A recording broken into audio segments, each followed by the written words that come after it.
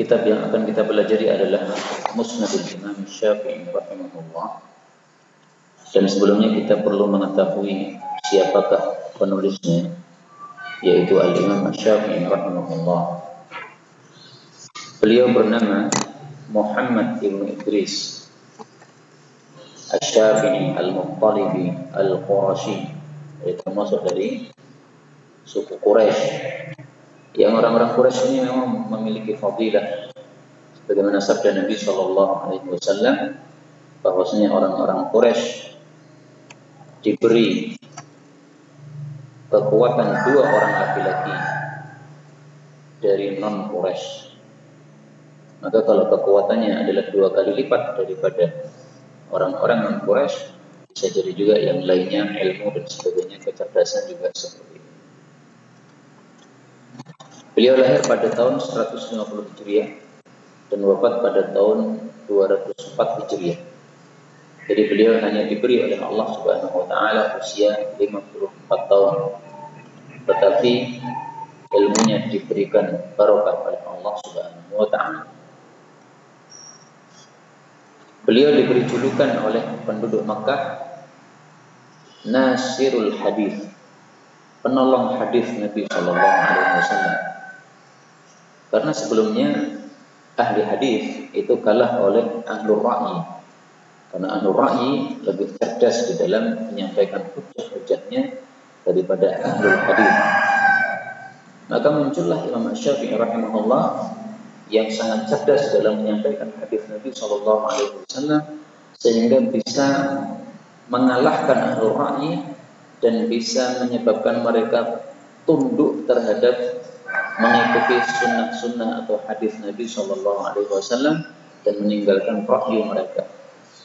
Akhirnya diberi julukan Nasirul. Imam Ahmad rahimahullah berkata, "Laula Syafi'i ma 'arafna fiqhal hadis." Kalau tidak karena Imam Syafi'i, tidak mungkin kita paham fikihnya hadis Nabi Shallallahu Alaihi Wasallam. Al-Imam Dawud Al-Zahiri adalah pendiri mazhab Zahiri. Beliau mengatakan, telah bercerita kepada saya Imam Ishaq bin Rahuyah. Imam Ishaq ini adalah temannya Imam Ahmad. Imam Ishaq mengatakan, saya bersama Ahmad mendatangi Syafi'i rahimahullah. Ternyata orangnya sangat cerdas sekali, di mana kami belum mendapatkan ilmu yang beliau sampaikan pada guru-guru yang lain.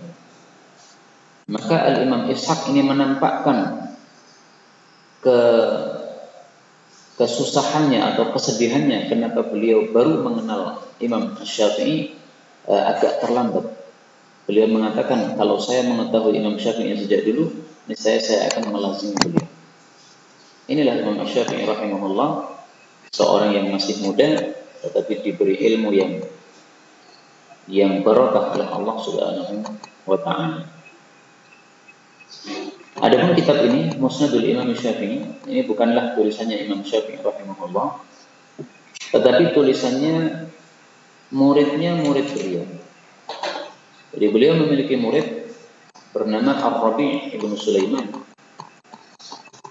Ar-Rabi' ibn Sulaiman Al-Muradi ini adalah muridnya Imam Syafi'i rahimahullah yang terkenal tidak cerdas. Tetapi karena beliau sangat hormatnya kepada ilmu dan kepada Imam Syafi'i rahimahullah, sehingga dibarokailah ilmunya oleh Allah Subhanahu wa taala. Maka ilmu-ilmunya Imam Syafi'i rahimahullah ini rata-rata diriwayatkan dari jalur Rabi' ibn Sulaiman, termasuk Musnad Syafi'i ini diriwayatkan dari jalur Rabi' ibn Sulaiman.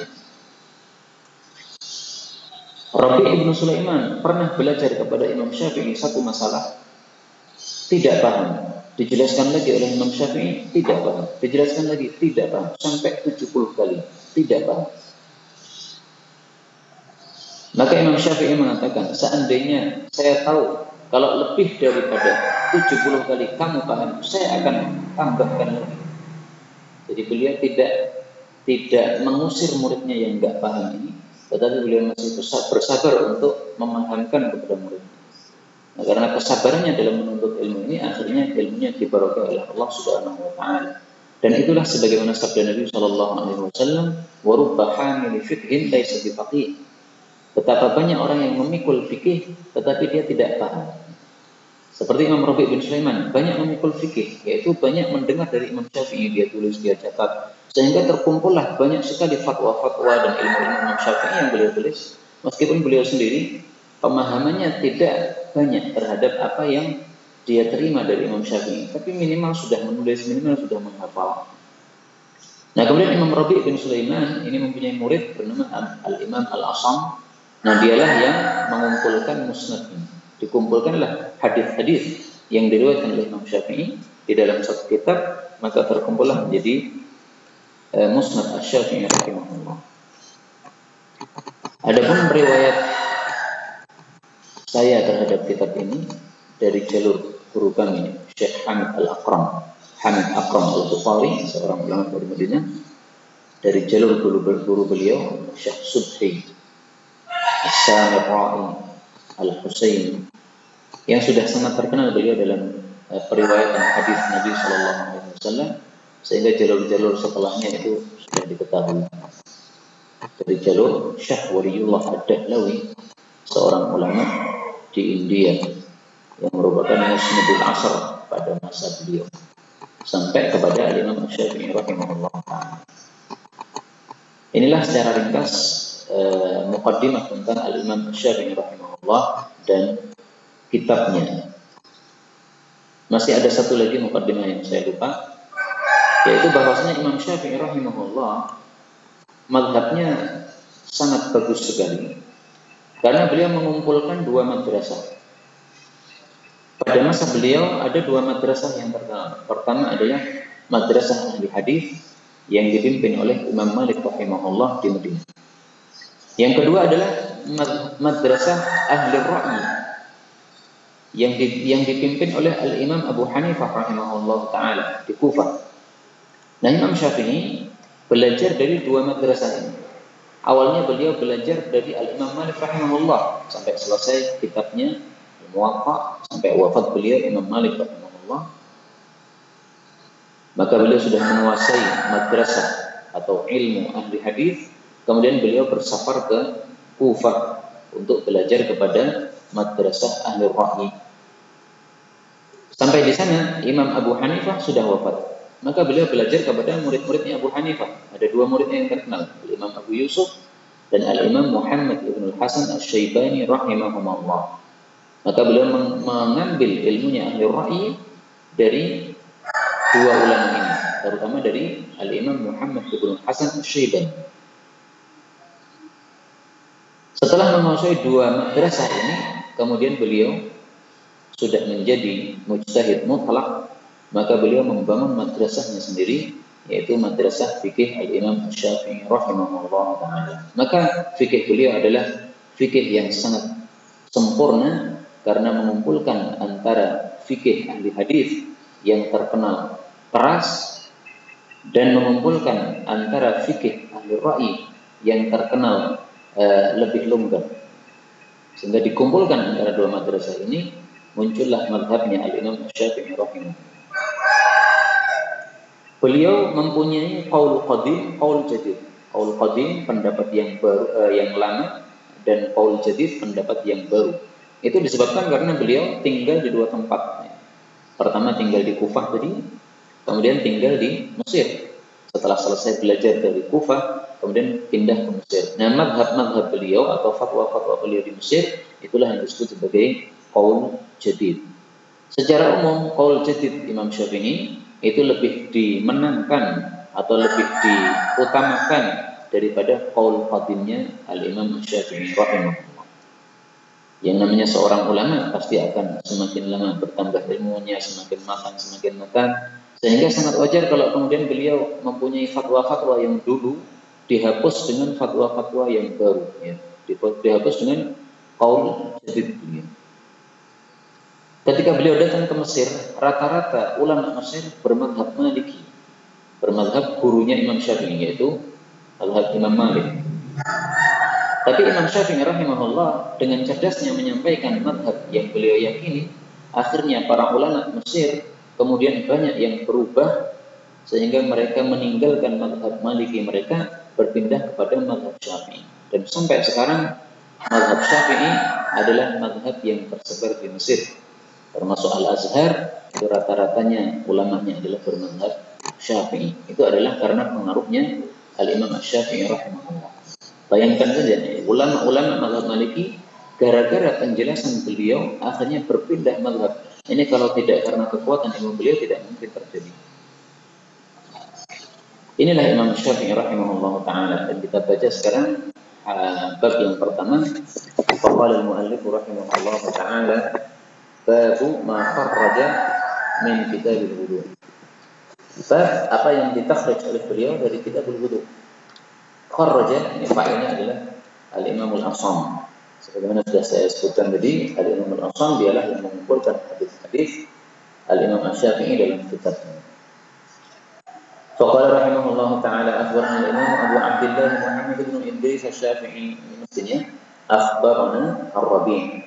Qala akhbarana al-Imam Asy-Syafi'i. Tapi diringkas sehingga penyebutan al-Imam Ar-Rabi' dihapus dalam kitab ini.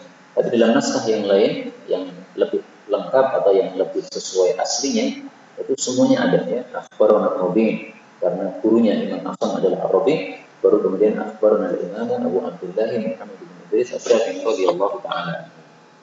Qala akhbarana Malik bin Anas an Safwan bin Sulaim an Sa'id bin Salamah rajulun min ahli Ibn al-Azraq anna al-Mughirah bin Abi Burdah wa huwa min bani Abd ad-Dari akhbarahu annahu sami'a Abu Hurairah radhiyallahu anhu yaqul sa'ala rajulun Rasulullah sallallahu alaihi wasallam faqala ya Rasulullah inna narkabu al-bahra wa nahmilu ma'ana al-qalila min al-ma' fa in tawadda'na bihi 'atishna kami haus apa natawadda'u bima'il bahr, bolehkah kami berwudu dengan air laut? Faqala Rasulullah sallallahu alaihi wasallam huwa at-tahuru ma'uhu al-hillu maitatuhu. Laut itu adalah mensucikan airnya dan halal bangkainya. Hadis ini bicara tentang air laut apakah suci ataukah tidak, dan Nabi sallallahu alaihi wasallam mengatakan at-tahur. At-tahur itu artinya mensucikan. Kalau at-tahir artinya suci.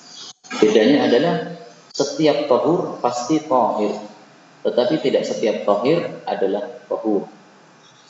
Air teh atau air susu atau kopi, ya, itu adalah tahir, suci. Tetapi untuk berwudu tidak bisa, karena tidak tahur. Tapi semua yang tahur adalah tahir, sehingga boleh diminum, sebagaimana boleh untuk berwudu. Qala rahimahullah anba'ana as-siqatu, siqah orang yang terpercaya. عن الوليد بن كثير عن محمد بن عباد بن جعفر عن عبد الله بن عمر عن أبيه أن رسول الله صلى الله عليه وسلم قال إذا كان الماء قلتين لم يحمل نجسا أو قال خبثا. Apabila air sudah mencapai 2 kullah maka tidak mengandung najis atau khabath. Khabath sama dengan najis. Karena rawinya ragu-ragu apakah Nabi mengatakan najis atau khabath. Sehingga cara pembacaan hadis-hadis seperti ini adalah najasun aw qala khabathun. Kata-kata qala ini dihapus untuk meringkas tulisan, tapi dalam pengucapan harus diungkapkan. Hadis ini diriwayatkan oleh as-siqah, seorang rawi yang terpercaya. Nah, kata-kata seperti ini tidak bisa diterima oleh para ulama karena belum tentu dia itu siqah menurut ulama yang lain. Imam Syafi'i mengatakan akhbarana siqah. Ya betul, siqah menurut Imam Syafi'i. Belum tentu siqah menurut ulama yang lain. Karena bisa saja Imam Syafi'i menilai seseorang ini siqah, ternyata dia tidak siqah. Sebagaimana Imam Malik rahimahullah, beliau terkenal tidak mau meriwayatkan hadis kecuali dari rawi-rawi yang siqah. Tapi beliau pernah tertipu oleh seseorang karena melihat kesalehannya, melihat kebagusan amalnya, sehingga beliau menganggap dia seorang rawi yang siqah, ternyata tidak siqah. Maka dalam kitab Muwatta itu ada satu rawi yang tidak diterima oleh orang ulama. Kenapa? Karena Imam Malik ternyata tertipu oleh zahirnya orang tersebut. Dikira siqah, ternyata tidak. Maka kesimpulannya sanad hadis ini dengan sanad yang seperti ini sanad yang tidak sahih. Adapun derajat hadis ini apakah sahih ataukah tidak? Karena kan jawabnya tidak hanya ini kan. Maka derajatnya diperselisihkan oleh para ulama.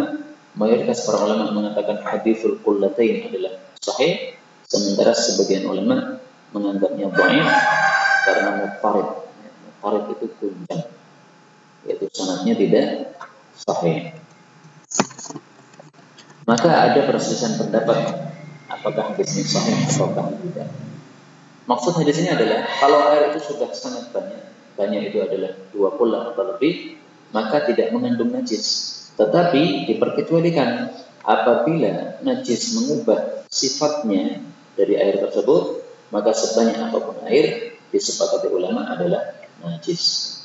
Anggaplah air satu danau, banyak sekali, lebih dari 20, tapi terkena najis di situ dan berubah sifatnya. Ini sudah disepakati najisnya. Hadis yang ketiga, qala akhbarana Malik.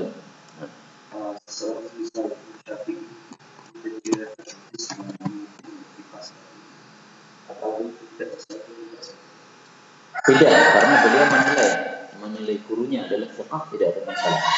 Adapun kenapa beliau menyebutkan as-thiqah, tidak mengatakan fulan, sebabnya apa? Wallahu a'lam. Bisa jadi mungkin karena untuk menekankan ya bahwasanya betul-betul ini adalah thiqah, supaya diterima hadis dari beliau, sehingga beliau menyebutkan thiqah. Tapi dari sisi ilmu hadis seperti ini tidak bisa diterima sanadnya. Bukan tidak diterima caranya, tapi sanadnya tidak diterima.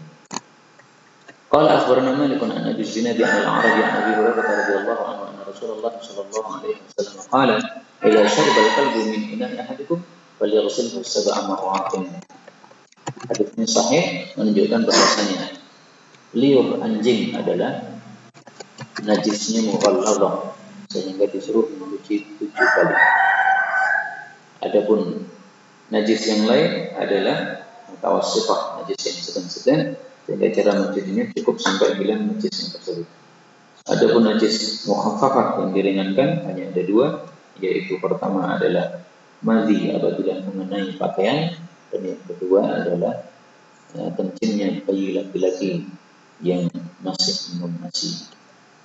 Hadis yang keempat, qala akhbarana Sufyan bin Uyainah an Abi Zinad an al-A'raj an Abi Hurairah radhiyallahu anhu anna Rasulullah sallallahu alaihi wasallam qala idza walagha al-qalbu fi ina'i ahadikum falyaghsilhu 7 marratin. Bedanya kalau tadi idza syariba minum, dan walagha menjilat. Menjilat itu tidak harus minum. Bisa saja menjilat saja tanpa mengurangi. Itu semuanya hukumnya sudah disamakan, yaitu karena liurnya mengenai. Hadis yang kelima, qala anba'na ibnu Uyainah an Ayyub bin Abi Tamimah an Ibnu Sirin Muhammad ibn Sirin an Abi Hurairah radhiyallahu anhu anna Rasulullah sallallahu alaihi wasallam qala idza walagha al-qalbu fi ina'i ahadikum falyaghsilhu 7 marratin ulahunna aw qala ukhrahunna bi-qur'an. Rawinya ragu-ragu apakah Nabi mengatakan yang pertama atau yang terakhir dengan debu. Tapi ada satu riwayat yang lain yang menegaskan tanpa ragu-ragu ulahunna bi-qur'an, yang pertama dengan debu. Dan secara logika lebih tepat kalau debu itu dijadikan di awal, karena kalau kita jadikan debu di akhir, tentu saja kita perlu mencucinya lagi karena kotor dengan debu. Tapi kalau sudah di awal, sudah terbasuh oleh air-air yang 6 kali setelahnya, maka sudah tidak perlu dicuci lagi. Tapi seandainya kita akhirkan nggak apa-apa. Karena apa? Karena ada riwayat yang menyebutkan ukhrahunna, nggak boleh juga di akhir. Kemudian biturab, ini boleh caranya. Debu dicampur air, kemudian kita gunakan untuk membasuhnya.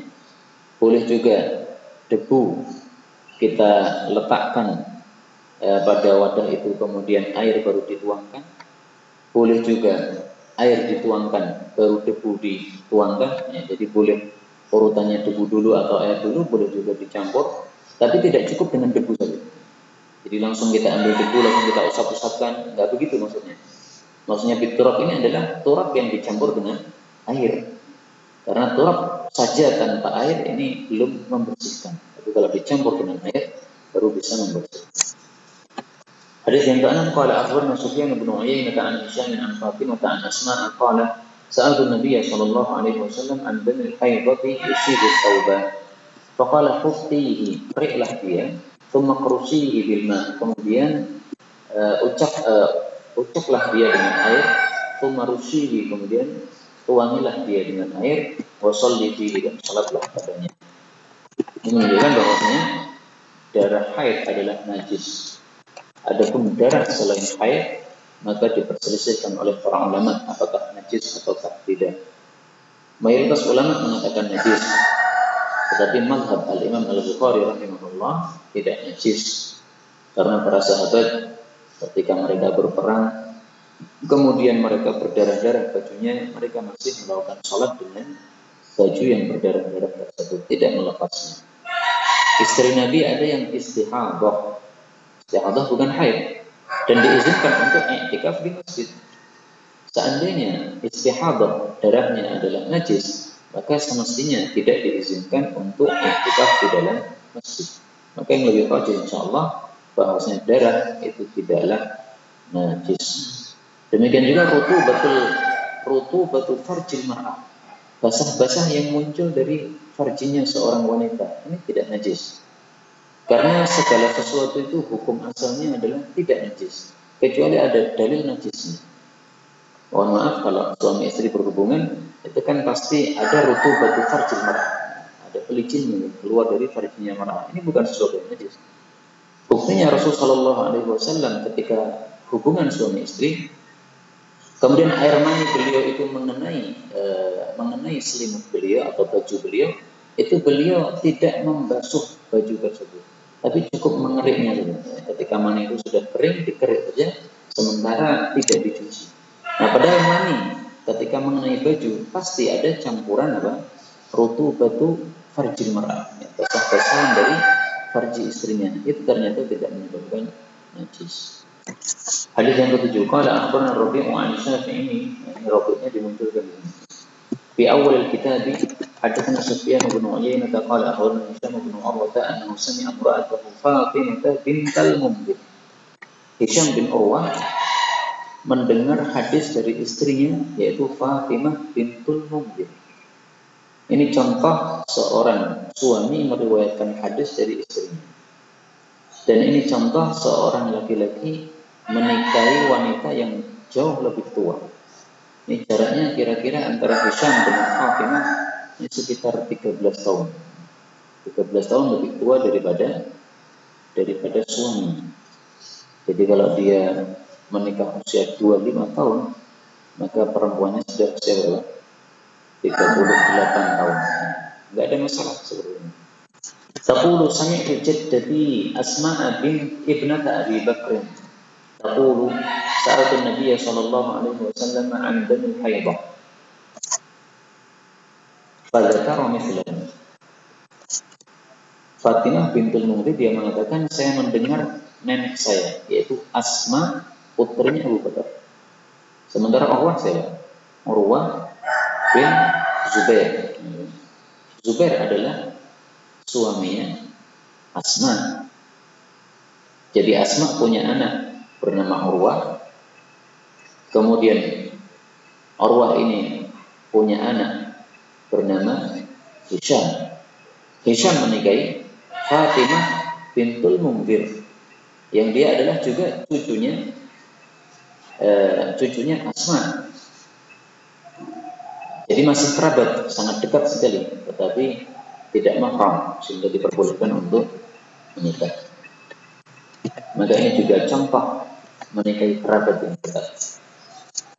Hadis yang ke-8, qala rahimahullah akhbarana Malik an Hisham bin Urwah an Fatimah bintul Mundhir an Asma ibnati Abi Bakr qalat sa'alat imra'atan Rasulullah sallallahu alaihi wasallam faqalat ya Rasulullah ara'aita ihdana idza asaba thawbaha ad-damu min al-haidati kayfa tasna' faqala an-nabiy sallallahu alaihi wasallam laha idza asaba thawba ihdakunna ad-damu min al-haidati fala taqrusu, adalah dia mengeriknya, thumma tamdahu bil ma', adalah dia membasuhnya dengan air, thumma tusalli fi, dan salat padanya. Jadi sebelum dicuci itu dibersihkan dulu darah tersebut yang kental biasanya supaya lenyap dari kain, baru kemudian dicuci. Al-hadits at-tasi' qala akhbarana Sa'id bin Salim min ibni Abi Habibah atau qala ibni Habibah an Dawud bin al-Husaini an Jabir bin Abdullah radhiyallahu anhuma an Nabi sallallahu alaihi wasallam annahu su'ila ana tawadda bima afdalat al-khumur, apakah kami berwudu dengan apa yang disisakan oleh keledai-keledai. Jadi ada air diminum keledai, sisanya najis atau tidak? Qala na'am, iya, wa bima afdalat as-sibah kulluha, dan dengan apa saja yang disisakan oleh semua binatang-binatang buas. Hadis ini bicara tentang air sisa binatang buas, bahwasanya itu tidak najis. Adapun yang najis hanyalah sisa jilatan anjing, sebagaimana sudah dijelaskan di belakang. Hadis ke-10, qala akhbarana Malik an Ishaq bin Abdullah an Humaydah binti Ubayd bin Rifa'ah an Kabsyah bin binti Ka'b bin Malik wa kanat tahta bin Qatadah. Dia di bawahnya Ibnu Qatadah, maksudnya istrinya Ibnu Qatadah. Aw qala Abi Qatadah, asy-Syakk min Rabi'. Anna Abu Qatadah dakhala fasakabat lahu wudu'an. Dia menuangkan baginya air wudu. Faja'a bihi qatun fasharibat minhu. Datanglah seekor kucing. Qalat fara'ani anzuru ilaihi. Faqala ata'jabina ya binta akhi. Inna Rasulullah sallallahu alaihi wasallam qala innaha laysat binajas. Sesungguhnya kucing tidak najis. Innaha minat tawafin alaikum aw qalat tawafat. At-tawaf yang suka berkeliling maksudnya adalah para pembantu. Jadi disamakan kucing ini dengan pembantu-pembantu yang sering keliling di rumah kita. Sebagaimana pembantu-pembantu itu tidak najis, maka kucing ini juga tidak najis. Dan ini menunjukkan mudahnya syariat Islam. Kenapa kucing dijadikan tidak najis? Karena kalau dijadikan najis, susah kita. Karena kucing itu suka mondar-mandir, sebagaimana mondar-mandirnya pelayan kita tidak pernah lepas dari kita. Kita masuk di kamar, kucing ikut masuk. Kita di dapur, kucing masuk, dan sebagainya. Demikian juga tikus dan sebagainya yang suka tawaf, ya, itu juga tidak najis. Sehingga seandainya ada makanan dimakan tikus, sisanya itu boleh untuk kita lanjutkan kita makan. Dimakan cicak, dimakan pintu wardan, turun, maka itu semuanya adalah tidak najis, sisanya masih bisa kita gunakan. Qala, hadis yang ke-11. Akhbarana Sufyan an Az-Zuhri an Urwah an Aisyah radhiyallahu anha anna Rasulullah sallallahu alaihi wasallam kana yaghtasil min al-qadah. Beliau mandi dari wadah bernama qadah. Jadi satu wadah dalam bahasa Arab kan bermacam-macam. Wa huwa al-faraq, disebut juga al-faraq. Wa kuntu aghtasilu ana wa huwa min ina'in wahidin. Ini dalil bolehnya suami istri mandi dalam satu wadah, dari satu wadah secara bersama. Hukumnya menurut para ulama adalah mubah, jadi bukan sunnah, jadi mubah. Adapun larangan suami istri mandi sendiri-sendiri dan mereka disuruh untuk mandi bersama-sama, itu adalah hadis yang sudah mansukh, sebagaimana disebutkan oleh Syekh Muhajirin Al-Bekasi, seorang ulama Bekasi yang menulis kitab Syarah Bulughul Maram Syarh Al-Dhalan. Hadis beliau mengatakan hadis tersebut sudah mansukh. Hadis yang ke-12, qala rahimahullah akhbarana Malik an Nafi' an Ibnu Umar radhiyallahu anhu annahu kana yaqul innar rijala wan nisaa kanu yatawadda'una fi zamanin Nabi sallallahu alaihi wasallam jami'an. Laki perempuan wudu bersama di masa Nabi. Ini maksudnya suami istri atau yang haram. Artinya apa? Boleh berwudu bersama-sama dalam satu wadah. Tidak harus gantian begitu. Selama dia adalah mahramnya atau dia adalah suami istri. 13 qala akhbarana Malik an Hisham bin Urwah an Abi Aisyah radhiyallahu anha qalat kuntu aghtasilu ana wa Nabi sallallahu alaihi wasallam min ina'in wahidin. 14 qala akhbarana Ibnu Uyainah an Amr bin Dinar an Abi Sya'tha an Ibn Abbas an Maimunah radhiyallahu anha. Maimunah adalah bibinya Ibn Abbas. Annaha kanat taghtasilu biha wa Nabi sallallahu alaihi wasallam min ina'in wahid. Maimunah ini istri yang dinikahi terakhir oleh Nabi sallallahu alaihi wasallam. 15 qala akhbarana Sufyan an Asim an Mu'adh al-Adawiyyah an Aisyah radhiyallahu anha qalat kuntu aghtasilu ana wa Rasulullah sallallahu alaihi wasallam min ina'in wahid farubbama qultu lahu abqili sisakan untuk saya. Jadi karena orang Arab memang airnya sedikit, sehingga ketika mandi berjamaah ini Aisyah bilang kepada Nabi sisakan. Dan ini menunjukkan bolehnya ketika mandi sambil bicara apabila diperlukan. Yang tidak diperbolehkan itu adalah ketika tidak diperlukan. Jadi misalnya sambil ngobrol, karena WC-nya bersebelahan, bisa sering mendengar, kemudian duduk sambil ngobrol, ini yang tidak sopan. Tapi kalau diperlukan seperti ini tidak ada masalah. Karena ada sebagian orang itu terlalu tasyadud. pokoknya masuk kamar mandi nggak boleh ngomong. Ini pemahaman yang salah. Ini karena belum membaca hadis seperti ini. Ketika ada orang yang antri di luar, kamu siapa? Ditanya, diam. Katanya mengamalkan hadis itu bukan mengamalkan hadis. Hadis tasyadud yang karena nggak paham. Hadis yang ke-16. Qala akhbarana Malik an Ibn Shihab an Ubaidillah bin Abdullah an Ibn Abbas radhiyallahu anhu annahu qala marra an-nabiy sallallahu alaihi wasallam bi syatin maitatin qad kana a'taha maulatan li Maimunah. Maulah adalah bekas kuda. Zaujin Nabi sallallahu alaihi wasallam faqala fa hal lam tafaqtum bi jildiha? Kenapa kalian tidak memanfaatkan kulitnya kambing yang mati ini? Qalu ya Rasulullah innaha maitah. Qala innama haruma akluha. Jadi kambing yang sudah bangkai itu masih bisa dimanfaatkan kulitnya dengan cara harus disamak atau dijilid terlebih dahulu baru kemudian dimanfaatkan. Tapi manfaatnya tidak boleh dimakan untuk selain makan. Apa? Segala sesuatu yang bisa dimanfaatkan maka boleh untuk dijual. Tapi yang tidak ada manfaatnya tidak boleh untuk dijual. Ada yang bertanya, boleh nggak jual beli keras, jual beli topeng, jual beli apalah? Nah intinya segala sesuatu yang bisa memberi manfaat maka diperbolehkan untuk dijual. Adapun yang tidak bermanfaat apalagi mudarat maka tidak boleh diperjualbelikan. Dijual belikan boleh. Kemudian dimakan dari hasil jual belinya, tidak ada masalah. Ini bukan termasuk apa? Melarang, melanggar apa yang dilarang oleh Nabi Sallallahu Alaihi Wasallam, yaitu memakan sesuatu yang haram. Hadis 17. Ikannya nggak ada masalah, ikannya dikonsumsi sebagaimana ikan yang memakan bangkai-bangkai, tidak ada masalah.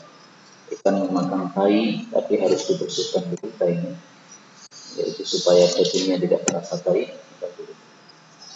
Qala anba'ana Ibnu Uyainah an Az-Zuhri an Ubaidillah an Ibn Abbas radhiyallahu anhu an Nabi sallallahu alaihi wasallam qala ma 'ala ahli hadhihi law akhadhu bihadha. Tidak ada dosa atas pemilik kambing ini kalau saja mereka mengambil kulitnya. Ihad itu adalah kulit yang belum disamak. Fadabahuhu, lalu mereka menyamaknya, fantafa'u bihi. Qalu ya Rasulullah innaha maitatun, qala innama haruma.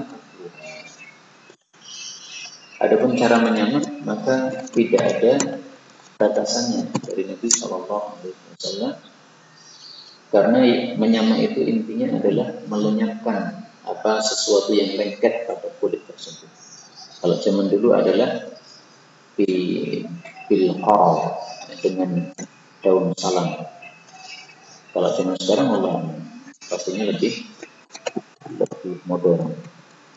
18 qala akhbarana Sufyan bin Uyainah an Zaid bin Aslam annahu sami'a ibn Wa'lah sami'a ibn Abbas radhiyallahu anhu sami'a Nabi sallallahu alaihi wasallam yaqul ayyuma ihadin dubira faqad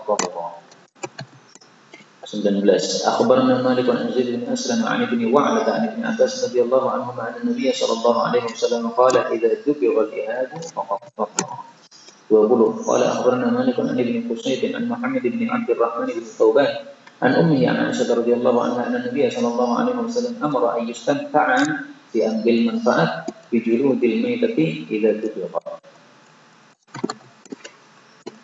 Jadi kalau antuk kalau enggak boleh, kalau istamta' dimanfaatkan boleh, termasuk dijual boleh, karena sesuatu yang bisa dimanfaatkan boleh untuk dijual. 21 qala rahimahullah akhbarana Malik an Nabi' an Zaid bin Abdullah bin Umar an Abdullah bin Abdul Rahman bin Abi Bakr as-Siddiq bin Ummu Salamah radhiyallahu anha anna Nabiy sallallahu alaihi wasallam qala alladhi yashrabu fi aniyatil fiddah innama yujarjiru fi batnihi nara jahannam. Yujarjir menuangkan dalam perutnya. Hadis ini menunjukkan haramnya minum pada wadah perak. Dalam hadis yang lain demikian juga wadah emas. Adapun yang selain emas dan perak meskipun lebih mahal maka diperbolehkan. Karena Rasulullah SAW hanya menyebutkan emas dan perak, sementara zaman dulu sudah ada selain emas dan perak. asal segala sesuatu adalah halal. Karena Allah mengatakan huwallazi khalaqalakum ma fil ardi jami'an. Nah, ketika ada yang diharamkan, maka kita mengkhususkan keharaman itu pada yang diharamkan saja, yang tidak. Kemudian kata-kata yashrab minum, ini tidak hanya hukumnya minum saja. Makan juga, manfaat atau apapun juga. Maka emas perak itu boleh untuk dipakai sebagai perhiasan, tetapi untuk penggunaan lain maka tidak diperkenankan. Misalnya untuk apa itu menghiasi motor, misalnya. Bukan perhiasan badan, perhiasan badan tidak ada masalah. Tapi kalau perhiasan motor, rumah dan sebagainya, ini termasuk yang dilarang oleh Nabi Sallallahu Alaihi Wasallam. Adapun beliau mengatakan yashrab minum, ini hanyalah kharaja makhrajal ghalib. Biasanya digunakan itu semua syairul istimalat, kata Imam Nawawi dalam Riyadhus Shalihin, semua jenis-jenis penggunaan selain apa yang diizinkan maka dilarang. Qala akhbarana Ibnu Uyainah an Az-Zuhri an Abi Salamah an Abi Hurairah radhiyallahu anhu anna Rasulullah sallallahu alaihi wasallam qala idza istayqadha ahadukum min nawmihi fala yaghmis yadahu fil ina'i hatta yaghsilaha thalathan fa innahu la yadri ayna batat yadihi. Ini menunjukkan diperintahkannya membasuh tangan 3 kali ketika bangun tidur malam. Kalau tidur siang tidak, karena di sini batat artinya bermalam. Maka hukum ini khusus untuk tidur malam. Dan memang pantas untuk dibedakan antara tidur malam dengan tidur siang. Karena tidur siang itu biasanya sangat sebentar, sehingga tangan ini biasanya tidak pergi kemana-mana. Tapi kalau tidur malam, maka karena tidurnya panjang, sehingga tangan ini kemana kita tidak tahu, bisa jadi masuk dalam dubur. Sementara orang-orang Arab zaman dahulu, mereka seringkali istinja dengan batu. Otomatis bagian duburnya itu masih ada sisa-sisa kotoran. Nah, kalau tangannya masuk di situ pasti nempel. Sehingga kalau langsung dimasukkan dalam airnya akan bisa dikhawatirkan menajiskan air tersebut. Kemudian dari hadis ini juga mazhab Syafi'i mengatakan al-ma'ul qalil, air yang sedikit, kalau dia itu kemasukan najis, maka meskipun tidak berubah sifatnya air itu jadi najis. Dalilnya di sini. Bukankah Nabi melarang untuk masukkan pada wadah kecil itu? Maka jawabannya adalah bahwa hadis ini tidak menunjukkan kepada itu. Ini kan hanya larangan saja. Tapi tidak mengatakan karena najis, begitu. Sehingga tidak cukup kuat untuk dijadikan dalil bahwasanya air yang sedikit najis ketika terkena najis. Maka pendapat yang lebih kuat dalam masalah itu adalah air seberapapun, baik itu sedikit atau banyak, apabila kemasukan najis, maka dilihat. Kalau berubah sifatnya, maka berarti najis. Kalau tidak berubah sifatnya, maka berarti tidak najis. Kemudian perintah di sini, perintah untuk membasuh 3 kali, hukumnya diperselisihkan oleh para ulama. Tapi pendapat yang lebih tampak adalah wajib, karena hukum asal dari perintah adalah wajib. Di fala yaghmis, jangan mencelupkan, ini hukumnya haram. Karena hukum asal dari larangan adalah haram. Hukum asal dari perintah adalah wajib. Ya, memang ada perselisihan, ada yang mengatakan sunnah, ada yang mengatakan wajib. 23. Qala akhbarna Malik bin Uyainah an al-Zinadi an al-A'raj an Abi Hurairah radhiyallahu anhu an Nabi sallallahu alaihi wasallam qala idza istayqadha ahadukum min nawmihi falyaghsil, ini yang perintah. Falyaghsil yadahu qabla an yanfilaha fi wudu'ihi fa inna ahadakum la yadri ayna batat yadihi. 24. Qala akhbarna Thiqatu an Humaydin an Anas bin Malik radhiyallahu anhu qala kana ashabu Rasulillah sallallahu alaihi wasallam yantadhiruna al-isya fa yanamun, menunggu salat isya mereka tidur. Ahsabuhu qala qu'udan, tidurnya dalam kondisi duduk, hatta takhsiqa ru'usuhum, sampai terkantuk-kantuklah kepala mereka. Tsumma yusallun wa la yatawaddau. Hadis ini merupakan dalil mazhab Syafi'i bahwasanya orang yang tidur dalam kondisi duduk maka tidak membatalkan wudu. Karena kalau orang yang duduknya mutamakin seperti ini kira-kiranya adalah angin mau keluar tidak jadi, akan kembali lagi. Tapi dalam kondisi berbaring misalnya, atau duduk tetapi tidak mutamakin begini, ya, duburnya terbuka, maka dikhawatirkan angin keluar sementara dia tidak merasa sama sekali. Maka mazhab Syafi'i ketika menetapkan bahwasanya orang yang duduk mutamakin tidur tidak batal, itu punya dasar, punya dalil. Al-Imam Abu Ubaid dulu mengikuti mazhab Syafi'i dalam hal ini. Kemudian pada suatu hari dia sholat Jumat, duduk di sampingnya seorang yang gemuk yang tidur dalam posisi duduk ketika khutbah Jumat. Di tengah-tengah khutbah berlangsung dia kentut. Maka selesai khutbah dia bangun, diberitahu oleh Imam Abu Ubaid, antum harus wudu, antum tadi batal atas tidur. Nah, dia marah-marah, dia mengatakan saya nggak tidur, saya nggak batal. Maka sejak saat itu Imam Abu Ubaid mengubah mazhabnya. Meskipun duduk mutamakin, tetapi kalau sudah sampai hilang kesadaran, maka ini batal wudunya. Maka kalau mazhabnya Abu Ubaid, yang membatalkan wudu dari tidur adalah yang melenyapkan kesadaran. Mau posisi apapun juga sama aja. Ini di fatwanya didasarkan pengalaman. Ternyata ada orang yang duduk, ternyata kentut pun tidak sadar. Tapi mazhab Syafi'i juga punya dasar-dasarnya ini. 25. Qala akhbarana Malik an Nafi' an Ibnu Umar annahu kana yanamu qa'idan thumma yusalli wa la yatawadda. 26. Akhbarana Malik an Ibnu Syihab an Salim an Abihi qala qublatur rajulin ra'atuhu. Menciumnya seorang laki-laki terhadap istrinya, au jassuha biyadihi, atau menyentuhnya dengan tangannya, itu minal mulanasah, termasuk dari mulanasah, menyentuh yang disebutkan oleh Allah dalam Al-Quran, au lamastumun nisaa falam tajidu ma'an fatayammamu. Jadi menyentuh istri membatalkan wudu. Faman qabbala imra'atahu au jassaha biyadihi fa'alaihi wudu. Ini adalah mazhabnya Ibnu Umar. An Salim an Abihi. Abihi siapa? Ibnu Umar. Jadi mazhab Syafi'i yang mengatakan menyentuh perempuan adalah membatalkan wudu, ini bukan mazhab beliau pribadi, tetapi juga pendapat dari sahabat-sahabat Nabi Sallallahu Alaihi Wasallam. Apakah perkataan sahabat itu bisa dijadikan hujjah? Ini masalah yang dibahas oleh ulama dalam ilmu usul fiqh. Kesimpulannya adalah mayoritas ulama mengatakan qaulus sahabi hujjah. Perkataan sahabat itu bisa dijadikan hujjah selama tidak ada perselisihan di antara mereka. Tapi kalau ada perselisihan di antara mereka, maka masing-masing ijtihad dari imam-imam di antara sahabat ini tidak bisa menjadi hujjah terhadap pendapat yang lain. Ya, jalan sendiri-sendiri. Nah, ini termasuk yang diperselisihkan.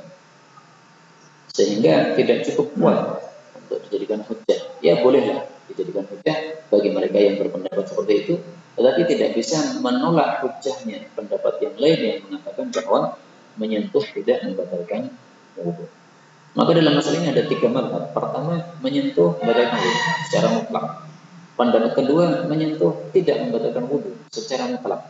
Yang tengah-tengah, mazhab Maliki mengatakan menyentuh dibagi 2. Kalau menyentuhnya karena syahwat, maka membatalkan wudu. Kalau tidak karena syahwat, maka tidak membatalkan wudu. Inilah yang dapat kita baca dalam syarah 7. Wallahu ta'ala a'lam bishawab. Alhamdulillahirabbil alamin. Ya tadi karena ada satu yang tidak dinomori, saya nomor sendiri. Nomornya nggak usah diperhatikan, nggak apa-apa. Yang penting bacaan aja diikuti.